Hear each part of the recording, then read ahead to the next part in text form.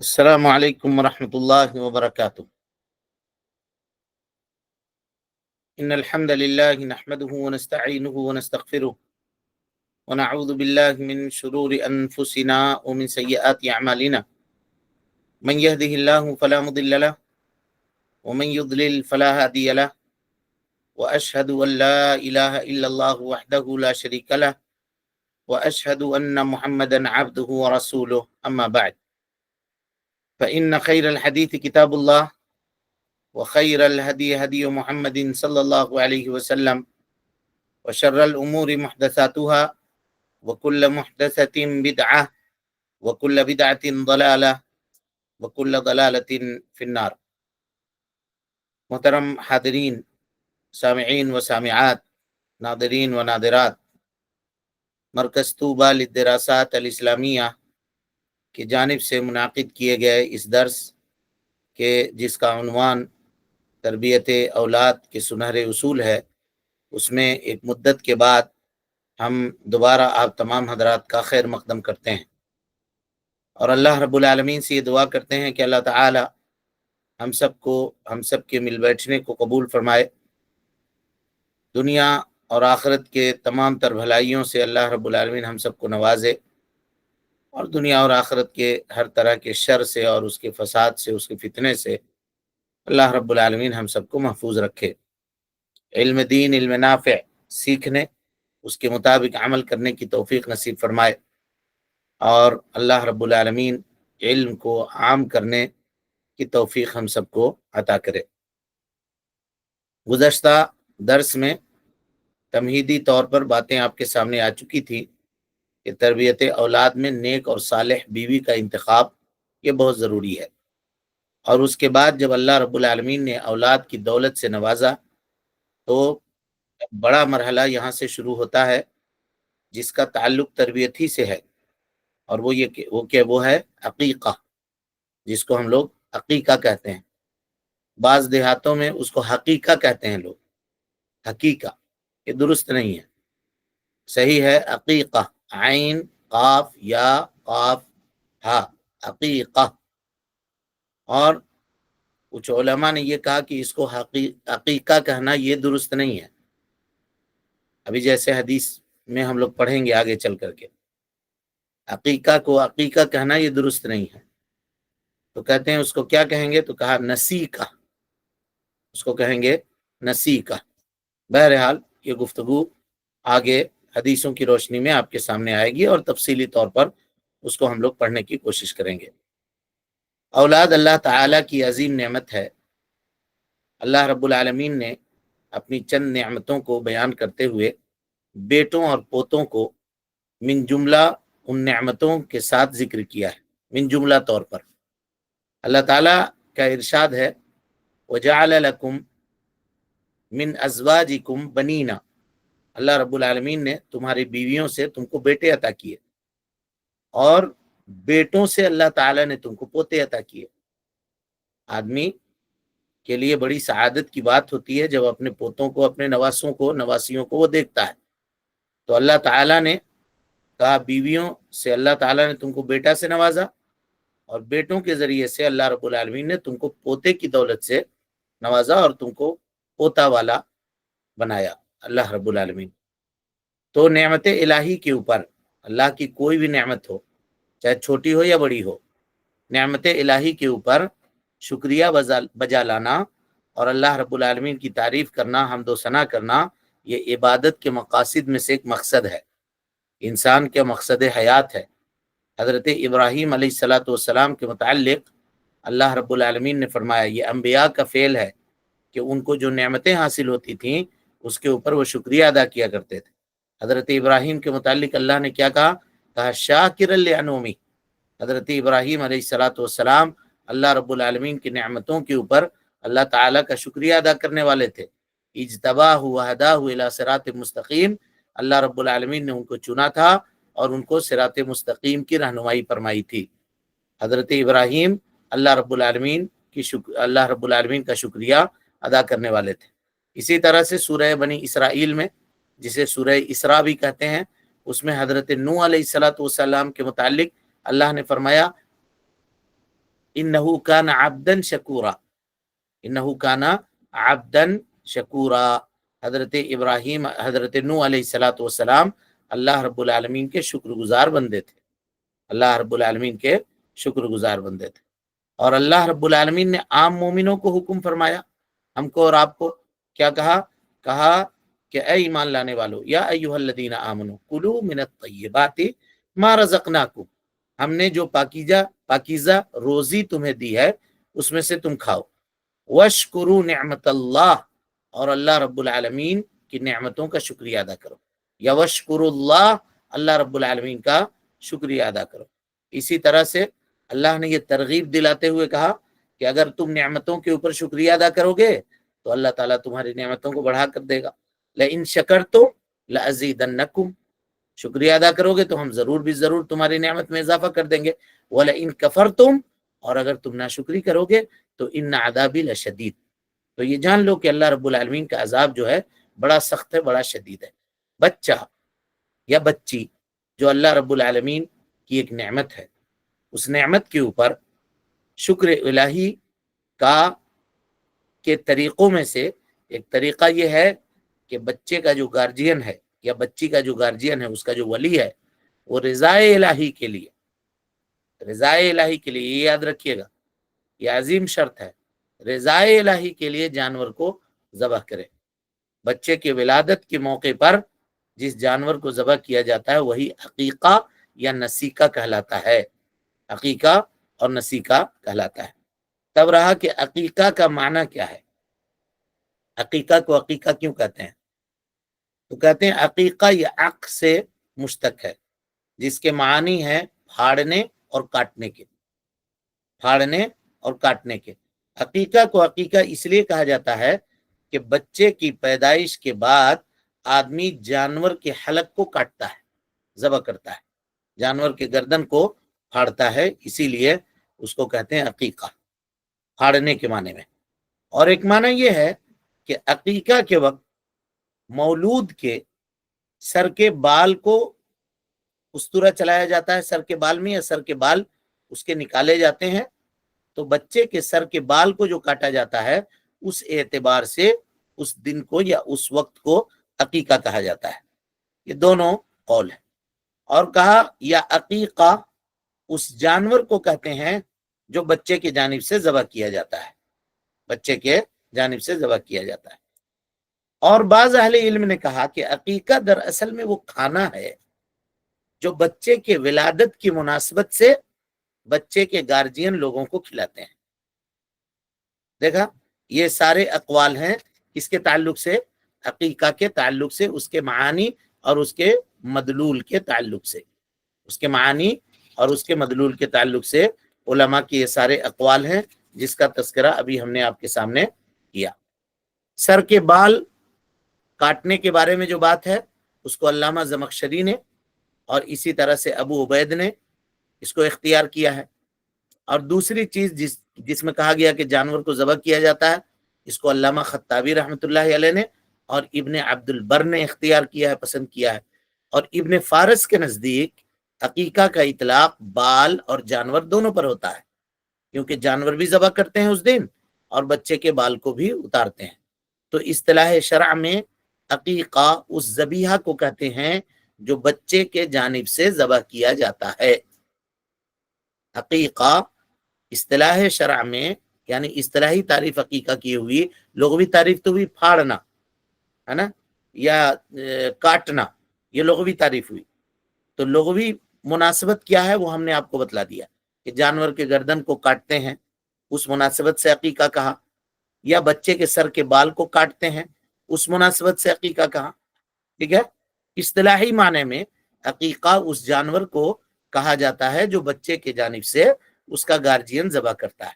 और अकीका को नसीका भी कहा जाता है, और इसी नाम को अल्लाह के नबी सल्लल्लाहु अलैहि वसल्लम ने पसंद फरमाया है, इसी नाम को अल्लाह के नबी सल्लल्लाहु अलैहि वसल्लम ने पसंद भी फरमाया है।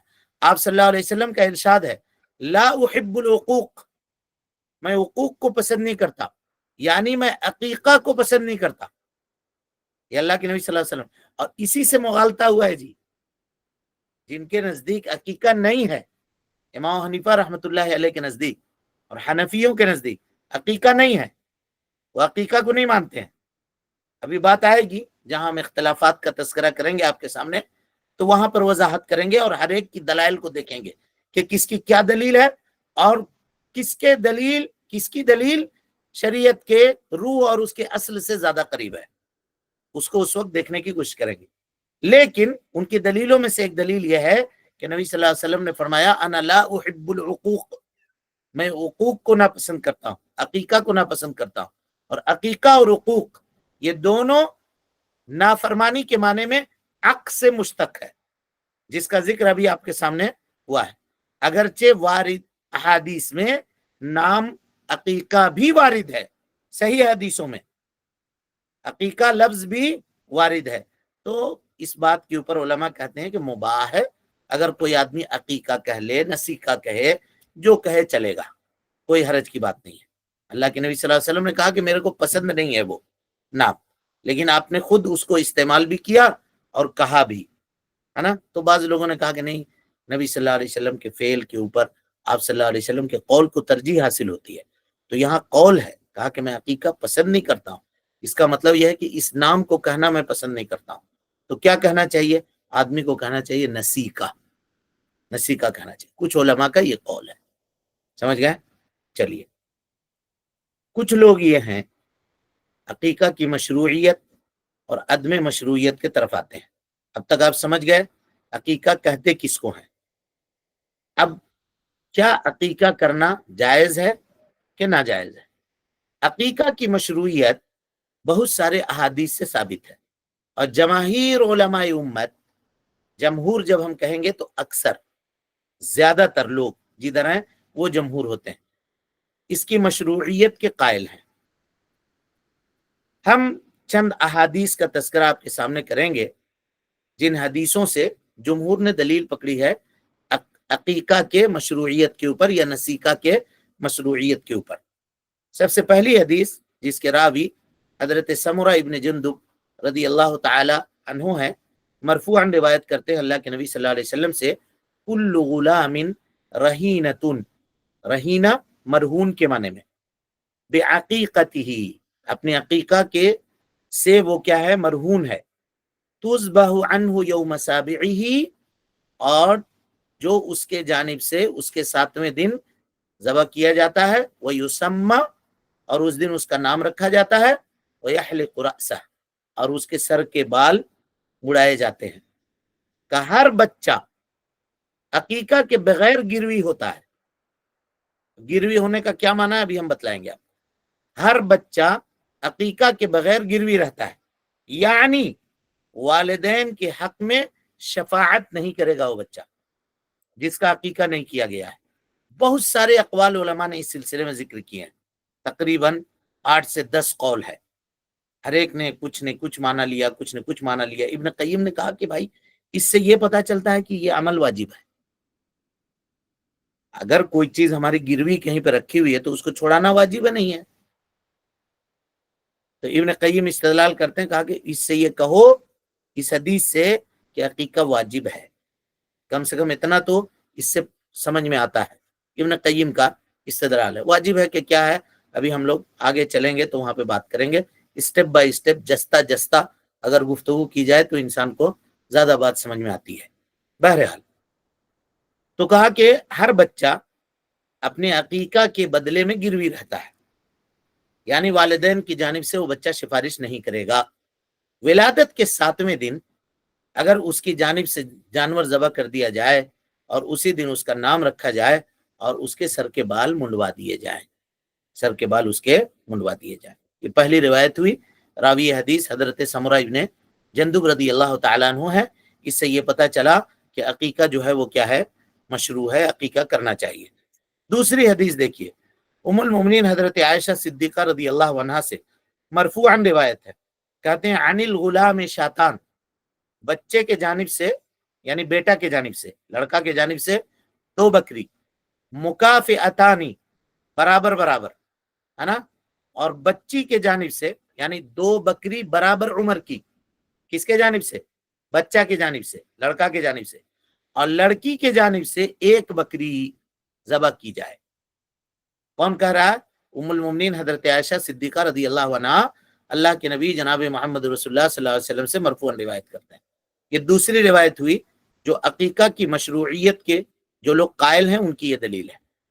تیسری روایت حضرت عبداللہ ابن عباس رضی اللہ عنہما سے مروی ہے، کہتے ہیں ان رسول اللہ صلی اللہ علیہ وسلم، اللہ کے نبی صلی اللہ علیہ وسلم نے عق عن الحسن والحسین کبشن کبشن، اللہ کے نبی صلی اللہ علیہ وسلم نے حضرت حسن رضی اللہ تعالیٰ عنہ اور حضرت حسین رضی اللہ تعالیٰ عنہ جو آپ کے نواسے ہیں، دونوں حسن و حسین آپ کے ناتی ہیں نبی صلی اللہ علیہ وسلم کے، جس کو نواسا کہتے ہیں اردو میں، اور عام بول چال کی زبان میں جس کو ناتی کہتے ہیں.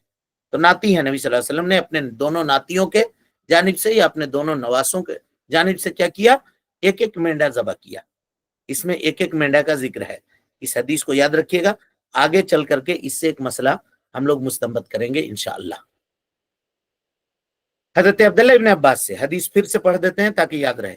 حضرت عبداللہ ابن عباس رضی اللہ تعالی عنہما کہتے ہیں ان رسول اللہ صلی اللہ علیہ وسلم، کہ اللہ کے نبی صلی اللہ علیہ وسلم نے عق عن الحسن والحسین، حضرت حسن رضی اللہ تعالیٰ عنہ اور حضرت حسین رضی اللہ تعالیٰ عنہ کی جانب سے کبشن کبشن، ایک ایک میڈھا، کبش کہتے ہیں میڈھے کو، ایک ایک میڈھے کو ذبح کیا. حضرت حسین کی طرف سے ایک میڈھا اور حسن کی طرف سے ایک میڈھا، سمجھ رہے ہیں جی، یہ ذبح کیا. چوتھی حدیث دیکھیے اس سلسلے میں، یعنی وہ لوگ جو کہتے ہیں کہ عقیقہ کرنا مشروع ہے، ان کی دلیل کیا ہے. سلیمان ابن عامر الضبی مرفوعاً روایت کرتے ہیں نبی صلی اللہ علیہ وسلم سے، کہا مع الغلام عقیقہ فاحرقوا عنہ الدم وامیتوا عنہ الاذى، بچہ کے لیے عقیقہ ہے، اس کے جانب سے خون بہاؤ اور اس سے گندگی رفع کرو، دور کرو، یعنی بال اور دوسری گندگیاں اس کے زائل کرو، بال اور دوسری گندگیاں اس کے زائل کرو. اب یہ مسئلہ اختلافی ہے، اس میں اس حدیث میں کچھ اختلاف، یعنی اگر لڑکا ہو تو سر کا بال تو اس کا منڈائیں گے، لیکن اگر لڑکی ہو تو علماء کہتے ہیں کہ مکروہ ہے سر کے بال کو منڈانا. ٹھیک ہے، وہ آگے بحث آئے گی، خالی ابھی ہم یہاں اشارہ کر رہے ہیں آپ لوگوں کو کہ دیکھیے کس طرح سے معاملات ہیں اس کے اور کتنی باتیں اس کے سمجھنے کی ہیں. تب رہا کہ اس پہ لمبی چوڑی بحث ہے. کچھ لوگ کہتے ہیں کہ وہ بال ہے تو وہ ناپاک بال ہے. اس کو کہا کون کہا ناپاک بال ہے؟ جب اس کو نہلا دیا گیا سب، چمڑا بھی تو ہے، تو کیا چمڑا یہ ناپاک ہے؟ چمڑا چھیل کے نکال دو، ایسا نہیں ہے. نہلا دیا گیا، بچے کو دھو دا کر کے صاف ستھرا کر دیا گیا، کام ختم ہو گیا. اب اس میں کیا ہے، سمجھ رہے ہیں؟ بہت سارے لوگ اس مسئلے میں پریشان ہوتے ہیں. ابھی تک دیکھیے نا، وہ آئی سی یو میں بچے کو رکھے ہوا ہے، تو نرسری میں بچے کو رکھے ہوا ہے، یہاں رکھے ہوا، اور ہم نے سر کے بال نہیں منڈوایا ہے. یہ نہیں منڈوایا، اللہ کے بندے چھوڑو، دیکھو جب حالات اچھے ہوں گے، مناسب ہوں گے تو اس کے بعد معاملہ کرنا، یا 7ویں دن اس کے جانب سے عقیقہ کر دو. اور جو نہیں ہو سکتا ہے، ڈاکٹر نے کہا کہ ابھی بچہ کمزور ہے اور سر کے بال اس پہ لگاؤ گے، بلیڈ لگاؤ گے، استورا لگاؤ گے، انفیکشن کا خطرہ ہے، تو کہا کہ اس کی جان جوخم میں ڈالتے ہو، رکو. تو یہ سب فائدے انشاءاللہ اس سے حاصل ہوں گے. ان احادیث کے علاوہ بھی دوسری بہت ساری حدیثیں ہیں جو عقیقہ کی مشروعیت کے اوپر دلالت کرتی ہیں، اور ان تمام روایتوں کے صحت کے باوجود،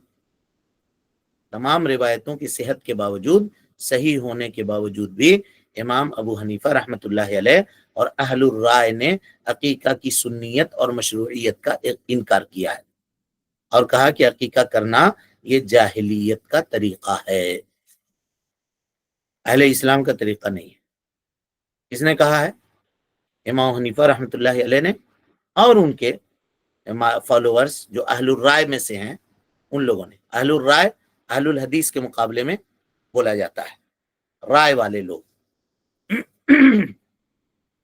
کہا کہ یہ زمانہ جاہلیت کا عمل ہے عقیقہ کرنا. علامہ ابن قدامہ رحمۃ اللہ علیہ فرماتے ہیں کہ امام ابو حنیفہ رحمۃ اللہ علیہ کا، یہ میں نہیں کہہ رہا ہوں، یہ علامہ ابن قدامہ رحمۃ اللہ علیہ کے قول کو نقل کر رہا ہوں، جو انہوں نے مغنی فقہ کی بڑی مشہور کتاب ہے اس کے اندر لکھا ہے. کیا لکھا ہے؟ کہتے ہیں کہ امام ابو حنیفہ رحمۃ اللہ علیہ کا عقیقہ کی مشروعیت سے انکار کرنا احادیث سے ان کی قلت معرفت کے بنا پر ہے، احادیث سے ان کی قلت معرفت کے بنا پر ہے۔ تب رہا کہ دیکھیے، کوئی آدمی یہ نہیں کہے کہ میں یہ کہہ رہا ہوں، بار بار میں وضاحت کر رہا ہوں، بار بار میں وضاحت کر رہا ہوں، یہ ابن قدامہ رحمۃ اللہ علیہ ان کا قول ہے، ان کا قول ہے کیا ہے کہ حدیثوں سے عدم معرفت کے بنیاد پر ہے۔ امام احمد ابن حنبل رحمۃ اللہ علیہ اسی وجہ سے، یہ کس کی بات چل رہی ہے؟ ابن قدامہ کی، احیاء سنت کے غرض سے، تاکہ سنت کو لوگ زندہ کریں، یہ کہتے تھے کہ کسی کے پاس اگر اپنے بچے کے عقیقہ کے لیے پیسہ نہ ہو تو چاہیے کہ وہ قرض لے کر کے، پیسہ ادھار لے کر کے عقیقہ کرے، اور جیسا کہ حدیثوں سے آپ کے سامنے بات واضح ہوئی ہے کہ اللہ کے نبی صلی اللہ علیہ وسلم نے یہ حکم تاکیدی طور پر دیا ہے۔ یہ ابن قدامہ نے مغنی کے اندر ذکر کیا ہے۔ اہل الرائے، امام حنیفہ رحمۃ اللہ علیہ اور ان کے فالوورز، جو اہل الرائے جن کو کہا جاتا ہے، انہوں نے کیوں اس کو غلط سمجھا؟ ان کی بھی تو کوئی دلیل ہوگی، تو انہوں نے چند دلیلیں پیش کی ہیں۔ آئیے ان دلیلوں کا ہم لوگ مختصر میں جائزہ لیتے ہیں کہ کیا دلائل ہیں ان کے، کیوں کہتے ہیں کہ عقیقہ جو ہے وہ جاہلیت کے عملوں میں سے ایک عمل ہے۔ کہتے ہیں، پہلی روایت ان کی، پہلی دلیل ان کی، کہتے ہیں حدثنا مالک بن زید بن اسلم عن رجل من بنی ضمرہ عن ابیہ انہ سأل رسول اللہ صلی اللہ علیہ وسلم عن العقیقہ، ایک شخص نے نبی صلی اللہ علیہ وسلم سے عقیقہ کے متعلق دریافت کیا، تو آپ نے فرمایا انا لا احب العقوق، میں عقیقے کو پسند نہیں کرتا ہوں۔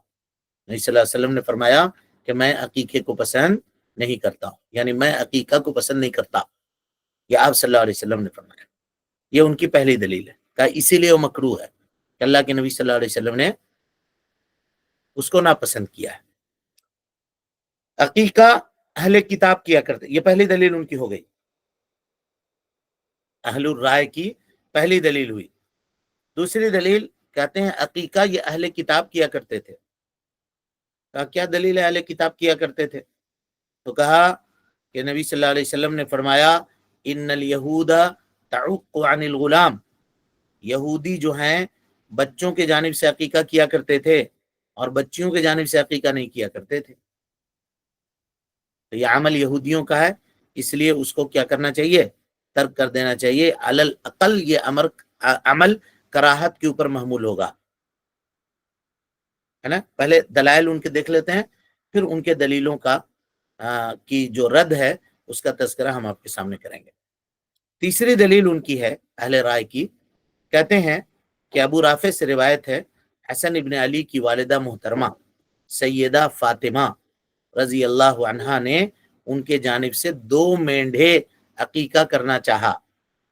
نبی صلی اللہ علیہ وسلم کی بچی نے، حضرت فاطمہ رضی اللہ عنہا نے اپنے بیٹوں کے جانب سے 2 مینڈھوں کے ذریعے سے عقیقہ کرنا چاہا، تو اللہ کے نبی صلی اللہ علیہ وسلم نے حضرت فاطمہ رضی اللہ عنہا سے فرمایا کہ ان کے جانب سے عقیقہ نہ کرو، البتہ بال منڈوا دو اور بال کے ہم وزن چاندی جو ہے وہ اللہ کے راستے میں خیرات کر دو۔ کہا یہ دلیل ہے کہ عقیقہ نہیں کرنا چاہیے، یہ دلیل ہے کہ عقیقہ نہیں کرنا چاہیے۔ اب ایک ایک روایت کا ہم لوگ جائزہ لیں گے، یہ 3 دلیلیں اس سلسلے میں پڑھ چکے ہیں، اور ہر ایک دلیل کا ہم لوگ جائزہ لیں گے کہ وہ دلیل کس قدر مضبوط ہے اور عمل کیے جانے کے لائق ہے۔ اہل الرائے کا عقیقہ کو امر جاہلیت اور اہل کتاب کا فعل کہنا، امام احمد ابن حنبل رحمۃ اللہ علیہ کے بقول، جس کو ابن قدامہ رحمۃ اللہ علیہ نے نقل کیا ہے، قلت علم اور احادیث سے عدم معرفت کی دلیل ہے۔ عقیقہ کی مشروعیت کے اوپر صحیح سند سے احادیث وارد ہیں، جن میں سے بعض کا ہم نے تذکرہ آپ کے سامنے ابھی تفصیل سے کیا ہے۔ رہی بات امام مالک کی حدیث، پہلی حدیث جس کو انہوں نے پیش کیا، انا لا احب العقوق، انا لا احب العقوق، تو اولاً یہ سندن صحیح نہیں ہے، کیونکہ اس کے ایک راوی جو ہے وہ مجہول ہے، ایک راوی اس میں مجہول ہے۔ عمر ابن شعیب نے اسی معنی کی ایک اور روایت نقل کی ہے، عمر ابن شعیب عن ابیہ عن جدہ۔ ان دونوں روایتوں کے سیاق و سباق کو اگر آپ دیکھیے گا تو اس سے عقیقے کی مشروعیت ہی ثابت ہوتی ہے، اس سے عقیقے کا رد نہیں ہوتا۔ کیسے؟ امام بیہقی رحمۃ اللہ علیہ نے جنہوں نے اس حدیث کو نقل کیا ہے وہ خود کہتے ہیں کہ باب جو قائم کرتے ہیں تو باب کس بات قائم کرتے ہیں؟ عقیقہ کی مشروعیت کی دلیل، اور اس میں یہ چیز اس حدیث کو امام بیہقی رحمۃ اللہ علیہ نے ذکر کیا ہے، اور حدیث میں فرمایا کہ نبی صلی اللہ علیہ وسلم کا یہ کہنا لا احب العقوق، میں عقیقے کو پسند نہیں کرتا، کأنہ کرہہ الاسم، گویا کہ یہ نام رکھنا عقیقے کا اس کو اللہ کے نبی صلی اللہ علیہ وسلم نے ناپسند کیا ہے۔ جیسے کہ ابھی آپ کے سامنے بات آئی کہ عقیقہ کو عقیقہ نہ کہو، اس کو نسیکہ کہو، کاہے کو اس میں نافرمانی کی بو آتی ہے۔ اس وجہ سے اللہ کے نبی صلی اللہ علیہ وسلم نے اس آدمی کو اس عمل کو ناپسند کیا، اور حدیث کا صرف اسی ٹکڑے سے دلیل لینے سے کہاں سے بات ہوگی؟ اس کے بعد دیکھیے کیا کہا من احب منکم، تم میں کا کوئی آدمی اگر یہ پسند کرے کہ اپنے بچے کے جانب سے جانور ذبح کرے تو وہ اسے چاہیے کہ وہ بیٹے کے جانب سے 2 بکرا یا بکری اور بیٹی کے جانب سے 1 بکری ذبح کرے۔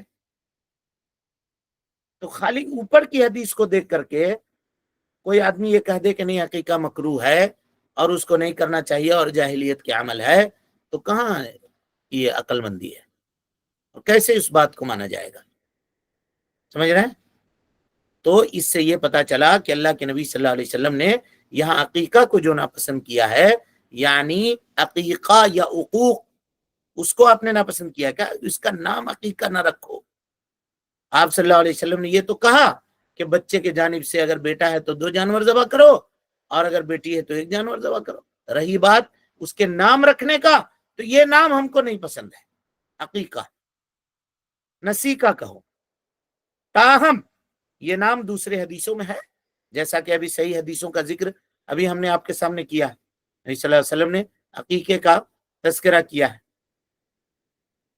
اسی طریقے سے جب لوگوں نے آپ صلی اللہ علیہ وسلم سے عرض کیا کہ ہم اس ذبیحہ کے بابت اللہ کے نبی صلی اللہ علیہ وسلم آپ سے پوچھتے ہیں جو بچے کے پیدائش کے بعد ذبح کیا جاتا ہے، تو آپ صلی اللہ علیہ وسلم نے عرض کیا کہ تم میں کا جو کوئی آدمی ذبح کرنا چاہے، نسیکہ کرنا چاہے اپنے بچے کے جانب سے، اپنے لڑکے کے جانب سے، تو اگر بیٹا ہو تو 2 برابر عمر کی بکری ذبح کرے، اور اگر بیٹی ہو تو 1 بکری اس کی طرف سے ذبح کرے۔ تو اگر جب آپ ناپسند کرتے عقیقہ کو تو آپ سیدھے کہہ دیتے کاہے کرو گے، جب وہ چیز ہے ہی نہیں تو کیوں کرو گے؟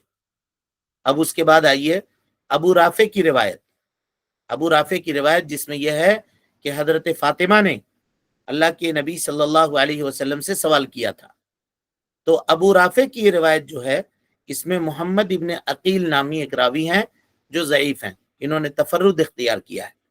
اسی طرح سے صحیح احادیث سے ثابت ہے کہ خود رسول اللہ صلی اللہ علیہ وسلم نے حضرت حسن کا اور حضرت حسین کا عقیقہ کیا، ابھی بتلایا، حدیث ہم لوگوں کے سامنے گزری ہے۔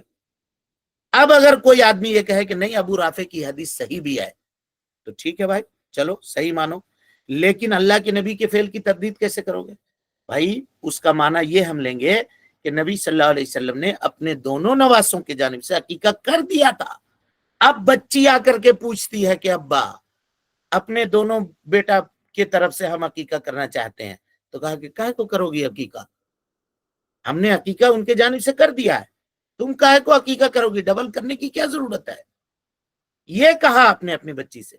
اگر ابو رافع کی یہ روایت صحیح ہوئی تب، اور صحیح نہیں ہوئی تو کوئی باتیں نہیں ہے۔ پھر آپ صحیح روایت کے مقابلے میں صحیح روایت لے کر آئیے گا نا، کہ ایسی روایت جس میں راوی مجہول ہے، جو روایت ناقابل اعتبار ہے، جو قبول کیے جانے کے لائق نہیں ہے، وہ روایت کاہے کو لاتے ہیں؟ وہ صحیح روایت کا کیسے مقابلہ کرے گی؟ اور صحیح روایتوں کو رد کرنا ہے ضعیف روایتوں کو لا کر کے، سمجھ رہا ہے؟ تو اس سے یہ پتا چلا کہ جب میں نے کر دیا ہے عقیقہ تو پھر کاہے کو تم اس کے جانب سے عقیقہ کرو گے؟ اہل رائے اللہ رب العالمین ان کو ہدایت دے. آج بھی یہ لوگ اسی طرح کے فتوے دیتے ہیں.